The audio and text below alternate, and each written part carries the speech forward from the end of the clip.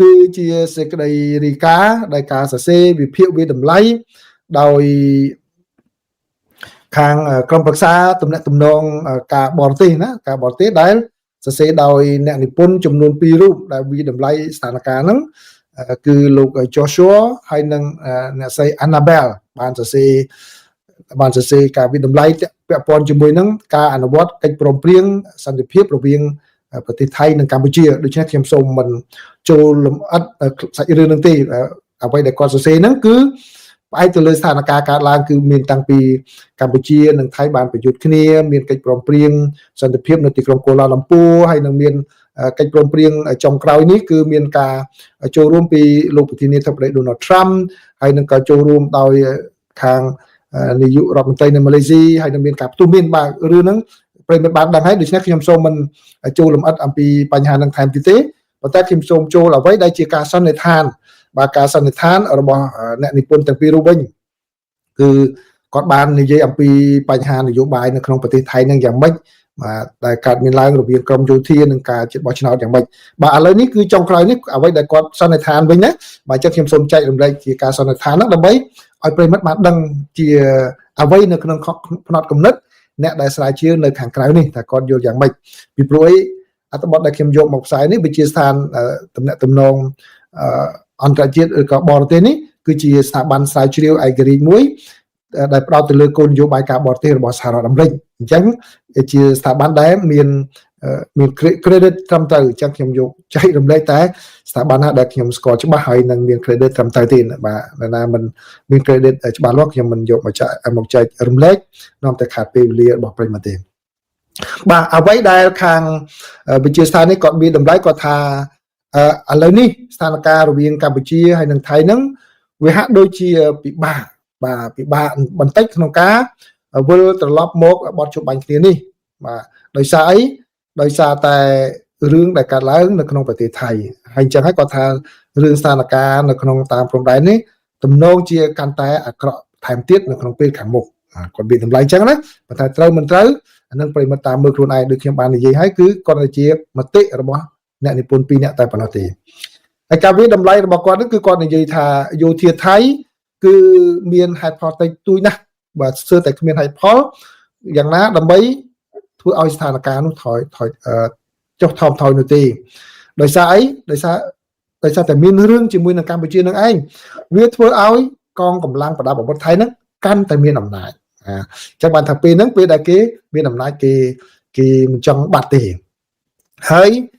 កាលណាដែលគេមានអំណាចអញ្ចឹងគឺវាជួយទៅដល់ការបោះឆ្នោតសភាដែលអាចគ្រោងធ្វើនៅខែ3ឬក៏ខែ4នៅក្នុងប្រទេសថៃកាលណាធ្វើអញ្ចឹងគឺវាអាចជួយឲ្យមានមនោសញ្ចេតនាជាតិនិយមនឹងកាន់តែកើនឡើងបាទកាន់តែកើនឡើងហើយនឹងកងកម្លាំងប្រដាប់អាវុធគេសង្ឃឹមថាបើកាលណាមនោសញ្ចេតនាជាតិនិយមកើនឡើងអញ្ចឹងគឺអាចជួយជំរុញឲ្យមានការគ្រប់គ្រងគណៈបកណាដែលនិយមយោធាដែលការបោះឆ្នោតអាចនឹងធ្វើនៅខែ3ហ្នឹងបាទដល់អញ្ចឹងហើយអាចនឹងរារាំងគណៈបកគេថាគណៈបកប្រជាជនដែលជាគណៈបកប្រជាជននៅថៃណាគណៈបកប្រជាជនដែលជាក្រុមគណៈបកមានទស្សនវិជ្ជាចម្រើននិយមមានចង់មានការកែតម្រង់ហ្នឹងមិនឲ្យគណៈបកហ្នឹងឈ្នះបានអំណាចដាច់ណាប់នោះទេហើយកម្ពុជាវិញក៏មានហេតុផលតិចតួចដែរក្នុងការដកថយពីរឿងនេះដោយសារតែបើសិនជាកម្ពុជាដកថយនេះមតិរបស់គាត់ទេណាគាត់ថាអាចកម្ពុជាមើលទៅដូចជា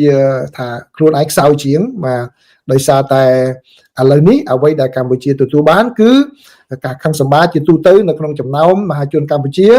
ហើយគឺដោយសារតែកម្ពុជាយល់ថាភាគីថៃនឹងឯងជាអ្នកធ្វើឲ្យបទជបាញ់គ្នានេះបរាជ័យអញ្ចឹងហើយពលរដ្ឋកម្ពុជាបន្ទោសភាគីថៃនឹងច្រើនជាងក្នុងពេលជាមួយគ្នានោះដែរគឺថ្នាក់ដឹកនាំនៅក្នុងទីក្រុងភ្នំពេញក៏ឆ្លៀតឱកាសនេះបាទកសាងនៅទំនាក់ទំនងកាន់តែជិតស្និទ្ធថែមទៀតជាមួយនឹងសេតវិមាននៅក្នុងឆ្នាំនេះបាទបន្ទាប់ពីសហរដ្ឋអាមេរិកបានទុកឲ្យនៅឯកោអស់ជាច្រើនទសវត្សរ៍គាត់ប្រាប់ពីអញ្ចឹងណាកម្ពុជាប្រហែលជាសង្ឃឹមថាប្រសិនបើថៃបាទមើលឃើញថាជាប្រទេសមួយដែលជាអ្នកធ្វើឲ្យចប់ឬក៏ខូចទៅដល់កិច្ចព្រមព្រៀងជុំបាញ់គ្នានេះ ពីព្រោះអីកិច្ចព្រមព្រៀងនេះគឺបានចូលរួមសម្របសម្រួលដោយលោកប្រធានាធិបតី Donald Trump រដ្ឋបាលរបស់ Donald Trump អញ្ចឹងហើយគឺបើកាលណាមើលឃើញថាថៃជាអ្នកធ្វើឲ្យខូចគឺរដ្ឋបាលរបស់លោក Trump អាចនឹងកាន់តែមានទំនាក់ទំនងកាន់តែជិតស្និទ្ធជាមួយនឹងប្រទេសកម្ពុជាក្នុងខណៈពេលដែលសហរដ្ឋអាមេរិកអាចនឹងរុញថៃទៅដល់គៀនជញ្ជាំងបាទក៏ប៉ុន្តែអ្វីដែលជាបញ្ហាប្រឈមសម្រាប់កម្ពុជានោះគឺថៃជាសម្ព័ន្ធមិត្តសន្ធិសញ្ញារបស់សហរដ្ឋអាមេរិកហើយថៃគឺជាដៃគូពាណិជ្ជកម្មដែលធំជាងកម្ពុជាជាមួយនឹងសហរដ្ឋអាមេរិកបាទនេះគឺជាអ្វីដែលជាទស្សនៈរបស់អ្នកនិពន្ធទាំងពីររូបបានលើកឡើងអញ្ចឹងប្រិមិត្តយល់យ៉ាងណាដែរបាទខ្ញុំបា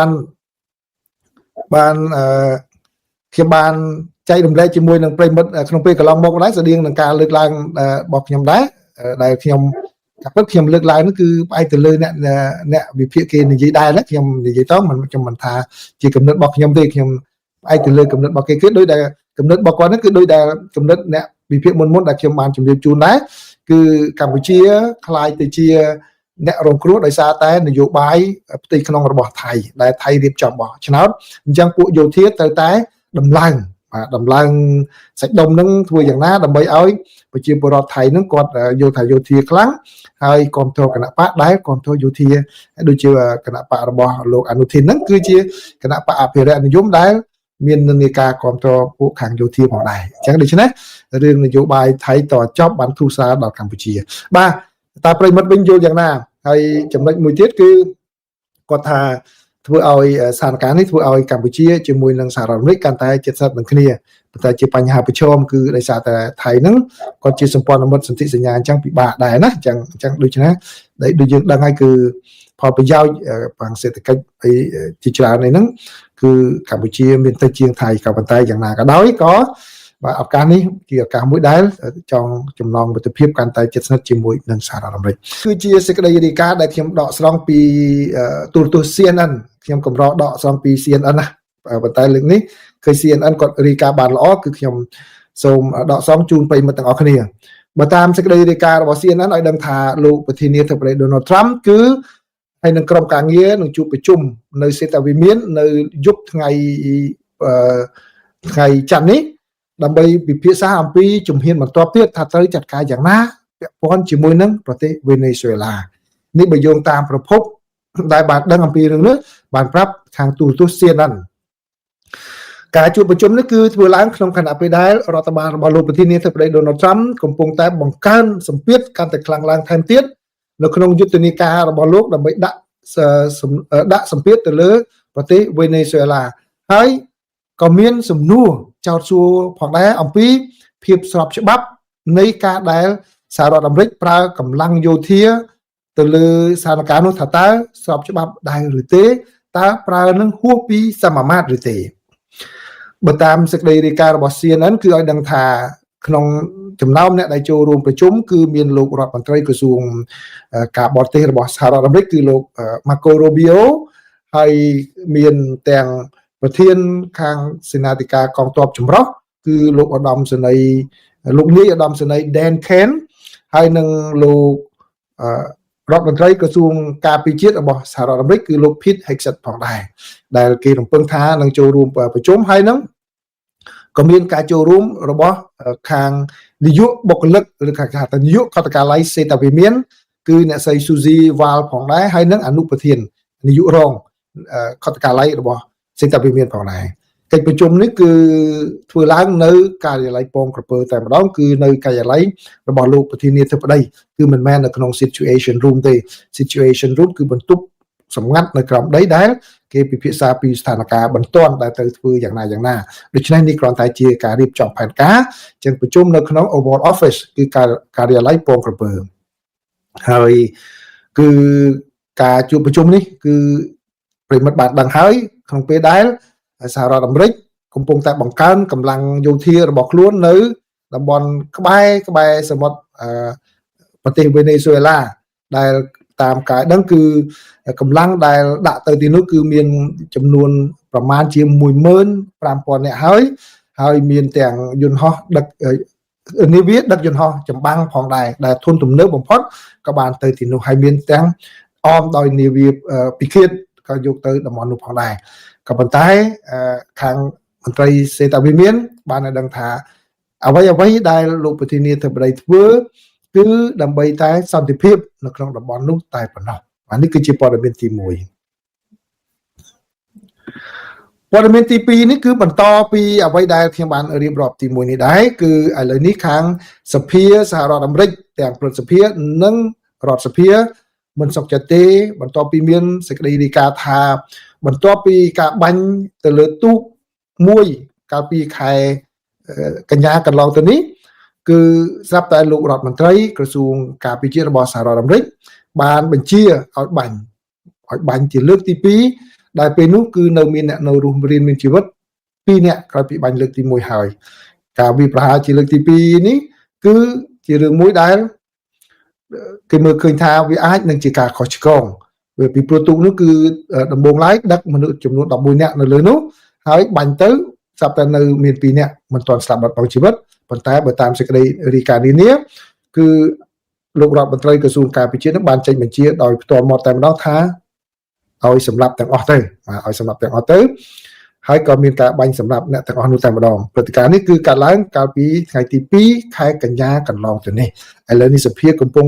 ស៊ើបអង្កេតថាតើរឿងនេះពិតដូចជាអ្វីដែលមានការលេចធ្លាយព័ត៌មាននេះមកដែរឬទេបើពិតដូច្នេះមែននេះជារឿងមួយដែលអាចនឹងបាទចាប់ទោសអូដំណើរលោករដ្ឋមន្ត្រីក្រសួងការពារជាតិរបស់សហរដ្ឋអាមេរិកហើយក៏ប៉ុន្តែសេតាវិមានវិញបានបញ្ជាក់ថាអ្វីដែលខាងរដ្ឋបាលរបស់លោកត្រាំបានធ្វើនោះគឺស្របតាមច្បាប់ទេហើយវាគឺជាការមួយដែលចាត់ការដើម្បីជាវិធានការការពារខ្លួនព័ត៌មានទី3នេះគឺតាក់ទងជាមួយនឹងពាណិជ្ជកម្មរវាងសហរដ្ឋអាមេរិកជាមួយនឹងចក្រភពអង់គ្លេសនៅថ្ងៃនេះគឺសហរដ្ឋអាមេរិកនិងចក្រភពអង់គ្លេសបានព្រមព្រៀងគ្នាដោយសហរដ្ឋអាមេរិកមិនយកពន្ធទៅលើផលិតផលឱសថរបស់ខាងឬក៏ផលិតផលថ្នាំពេទ្យជាទូទៅរបស់ខាងចក្រភពអង់គ្លេសនោះទេដែលជាកិច្ចព្រមព្រៀងមួយដែលទើបតែសម្រេចបានប៉ុន្តែនៅក្រោមកិច្ចព្រមព្រៀងនេះគឺចក្រភពអង់គ្លេសនឹងទៅចំណាយលុយបន្ថែមច្រើនថែមទៀតទៅលើថ្នាំពេទ្យតាមរយៈក្រសួងសុខាភិបាលបាទដើម្បីធានាឲ្យបានការធានាបានពន្ធ 0% របស់សហរដ្ឋអាមេរិកនេះហើយគឺពន្ធនេះអាចនឹងចូលក្នុងអាចនឹងមានសុពលភាពរយៈពេលចំនួន3ឆ្នាំមិនយកពន្ធអ្វីបន្ថែមទៀតទេហើយនេះគឺជាលើកដំបូងហើយដែលចក្រភពអង់គ្លេសត្រូវតែចំណាយមកលើក្រសួងសុខាភិបាលសម្រាប់ថ្នាំបើមិនចឹងទេគឺអាចនឹងកើនរហូតដល់ 100% អាចពន្ធរហូតដល់ 100% បាទនេះគឺជារឿងមួយដែលរដ្ឋបាលលោកត្រាំដាក់ទៅលើសម្ព័ន្ធមិត្តរបស់ខ្លួនគឺចក្រភពអង់គ្លេសហើយអង់គ្លេសត្រូវតែធ្វើតាមដោយសារតែសហរដ្ឋអាមេរិកគឺជាទីផ្សារធំបំផុតសម្រាប់ឱសថរបស់ចក្រភពអង់គ្លេសព័ត៌មានទី4នេះគឺបើតាមក្រសួងយុទ្ធភ័ពបានប្រកាសឲ្យដឹងគឺថាក្រសួងយុទ្ធភ័ពមិនលែងដៃទេនៅក្នុងការដែលតាមចោទប្រកាន់លោកអតីតនាយក FBI របស់សហរដ្ឋអាមេរិកគឺក្រសួងយុទ្ធភ័ពរបស់សហរដ្ឋអាមេរិកបាននិយាយថាពួកគេអាចនឹងរកបទចោទថ្មីប្រឆាំងជាមួយនឹងលោក James Comey ដោយនឹងដាក់ផុសតាងទាំងអស់នេះបទចោទទាំងអស់នេះទៅគណៈវិនិច្ឆ័យមហាគណៈវិនិច្ឆ័យនៅក្នុងសប្តាហ៍នេះហើយគឺអ្នកដែលដឹងអំពីរឿងនេះបានជឿជាក់ថាអ្វីដែលខាងក្រសួងយុទ្ធភ័ពធ្វើនេះអាចនឹងកើតឡើងក្នុងពេលឆាប់ៗនេះហើយក៏គេមិនទាន់ដឹងថាតើបទចោទប្រកាន់អ្វីថ្មីសម្រាប់លោកអតីតនាយករបស់ FBI នោះទេដោយឡែកសម្រាប់អ្នកស្រីរដ្ឋអាជ្ញានៅក្នុងទីក្រុងញូវយ៉កវិញក៏ខាងក្រសួងយុទ្ធភ័ពនឹងរកបទចោទដើម្បីចោទអ្នកស្រីផងដែរបាទតាក់ទងជាមួយនឹងសំណុំរឿងរបស់អ្នកស្រីនៅក្នុងរដ្ឋ Virginia ពីព្រោះអីសំណុំរឿងក្នុងពេលកន្លងមកដែលចោទលោក Comey និងអ្នកស្រីរដ្ឋអាជ្ញា James នោះគឺទៅបានចក្រមច្រានចោលកាលពីសប្តាហ៍មុនដោយហេតុផលថារដ្ឋអាជ្ញាដែលកាន់សំណុំរឿងនេះគឺមិនទាន់មានសិទ្ធិពេញលេញនៅឡើយទេនៅក្នុងការ